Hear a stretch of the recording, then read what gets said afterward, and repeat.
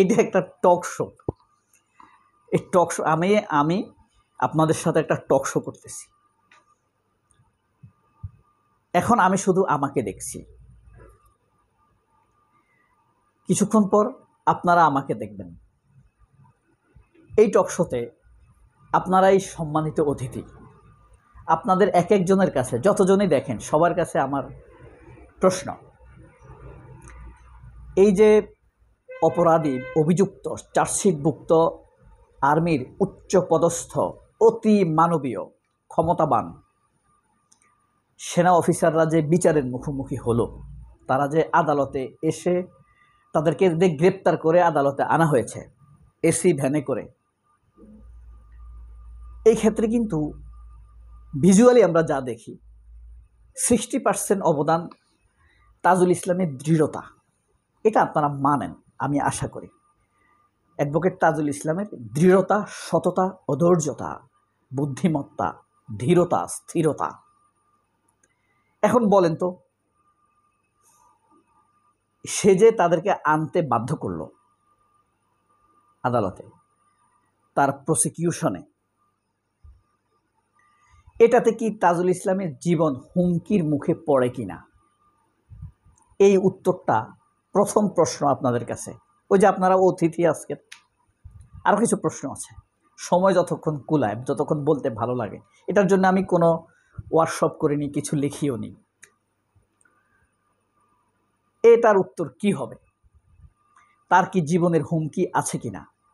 তার পরিবারের জীবন কি ঝুঁকির মধ্যে আছে কিনা? আবার ইতিমধ্যে তিনি আজকে একটি বক্তব্য দিয়েছেন, এই পৃথিবীর কোনো পরিমাণের, যত উঁচু পরিমাণ বেশি পরিমাণের সম্পদ হোক, কোনো সম্পদের অফার, কোনো লোভ লালসার দেখিয়ে তাজুল ইসলামকে বিচারের পথ থেকে সরানো যাবে না। কঠিন কথা বলছে, অর্থাৎ বার্তা দিয়ে দিয়েছে যাদের দিক থেকে অফার আসতে পারে।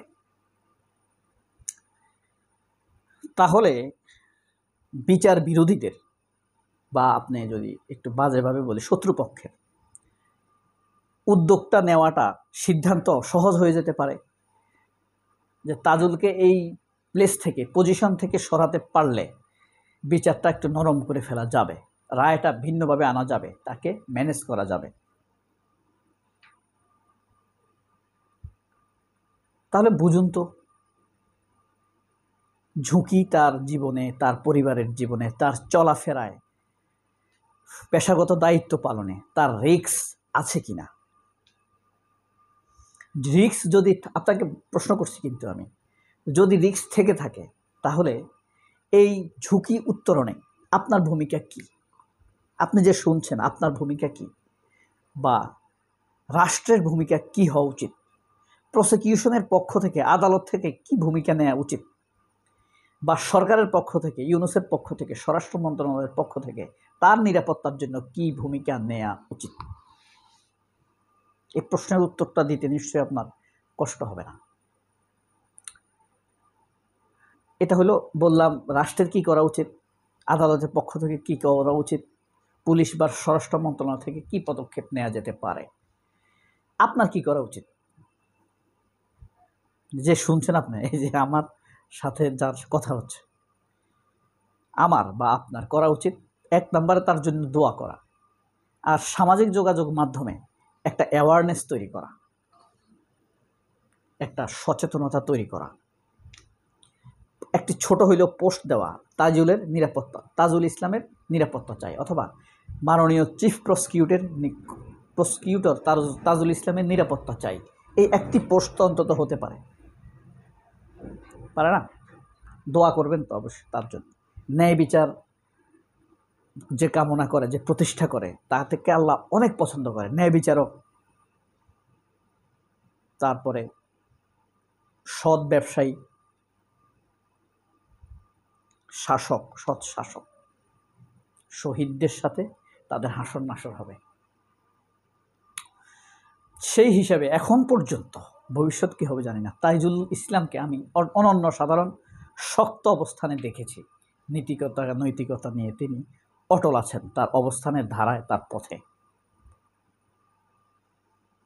আমাদেরও কিছু দায়িত্ব আছে, রাষ্ট্রের দায়িত্ব আছে, নাগরিক হিসাবে আমাদের দায়িত্ব আছে। এই ন্যায় বিচার সত্যিকার অর্থে আমাদের জন্য, আমাদের সন্তানদের জন্য কাজে লাগবে।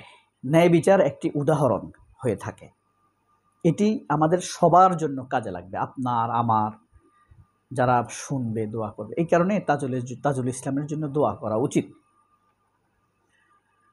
ঠিক একইভাবে কামনা করা উচিত আমাদের। আমরা ভোট দিতে পেরেছি, কখনো পেরেছেন আপনি? জীবনে প্রথম ভোট দিবেন, আমিও দেব কিছুদিন পরে, ফেব্রুয়ারি মাসে। আমাদের দ্বারা যেন আল্লাহ ভুল সিদ্ধান্ত না নেওয়ায়।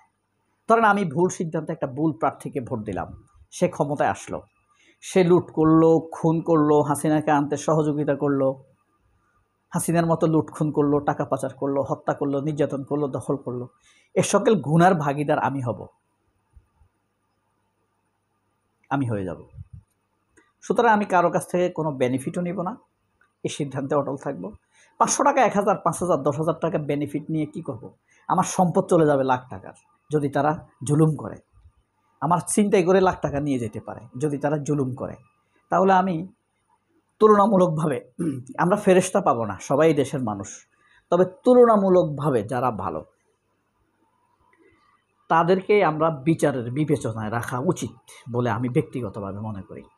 ঠিক তাইজুল যেভাবে আমাদেরকে প্রোটেকশন দেওয়ার, কতদিন পারবে জানি না, প্রোটেকশন দেওয়ার চেষ্টা করে যাচ্ছেন, তারাও আমাদেরকে সাধ্যমতো চেষ্টা করে যাবেন আমাদেরকে। যার পরনায় তারা আমাদের উপর অত্যাচার করবে না এমন কাউকে আমাদেরকে বেছে নিতে হবে। আমরা বেছে নিলেই কেবল ভালো শক্তি আসবে। এখন ভাবেন তো, আমি জেনে শুনে বুঝে একটা দুর্নীতিগ্রস্ত লোককে ভোট দিলাম, সে আমার প্রতি ন্যায় বিচার করলো না। আমি হইলাম বিএনপির ধরেন ওয়ার্ড সভাপতি, আমার সমস্যা লেগে গেছে বিএনপির থানা সভাপতির সাথে, সবাই তার পক্ষে থাকলো, কিন্তু আমি জানি আমার কোনো দোষ নাই। এখন আমি আদালতেও যেতে পারবো না, কারণ ন্যায় বিচার পাবো না। এই কারণে আমাদের কাউকে না কাউকে এমন দিতে হবে যে ন্যায় বিচার প্রতিষ্ঠা করার জন্য তৎপর। ঠিক তাজুলের মতো, তাজুলদেরকে যারা প্রতিষ্ঠা করেছে, গড়ে তুলেছে, এমন কাউকেই তো চিন্তা করা উচিত। আমাদেরকে তো আল্লাহ বিবেক দিয়েছে, বুদ্ধি দিয়েছে, শুধু যে ক্ষুধা দিয়েছে তা না, বিবেক বুদ্ধি দিয়েছে, সেটা খাটিয়ে আমাদেরকে চিন্তা করে যেতে হবে। খবরাখবরের দিকে নজর রাখতে হবে আমাদের। কোন টেলিভিশন কি বলে দেখবেন, টেলিভিশন চ্যানেলগুলো যখন টক শো করে, এটা ওই রেজাউল করিম রনি বলছে, ইস্যুকে, যেটা ইস্যু সেটাকে সামনে আনে না। এই যে তিস্তা পাড়ে লক্ষ লক্ষ মানুষ আগুন জ্বালিয়ে ফারাক্কা বা তিস্তা ব্যারেজের বিরোধিতা করেছে, পানির হিস্সা চেয়েছে, এটা একটা চ্যানেলও নিউজ করে নাই। আশ্চর্য না? নিউজ করছে কি, কে ফেসবুকে কি লিখছে, নাহিদ ইসলাম কি লিখছে, জামায়াতের সেক্রেটারি জেনারেল কি বলছে, এসব নিয়ে তারা নিউজ করতেছে।